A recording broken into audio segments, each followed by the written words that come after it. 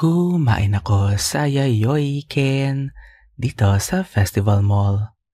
Meron silang pindot-pindot screen sa bawat mesa. Digital menu pero pwede ka pati magpa-assist sa server. Diretso agad yun sa kitchen ha, so careful sa pagpili. Ang order ko, shoyu ramen. Di ako expert sa ramen so pumili ako ng familiar at hindi spicy. Masarap siya and savory. Hindi na ako naglagay ng any condiments. Also good for one person at nakakabusog. Para sa dessert, I ordered matcha amitsu. Wala akong idea kung ano to pero mukha siyang halo-halo na nasa bowl. So baka ganun din yun.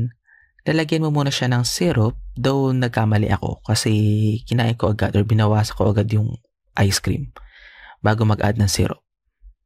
Meron siyang matcha ice cream, red bean, orange, at gulaman. Yellow na lang yung wala. Halo-halo na siya. Pagkatapos na kumain, saka ka lang mag-check out to finalize the bill. Not after you order. Kasi what if may gusto ka pang i-add, diba? Yun lang. Bye-bye!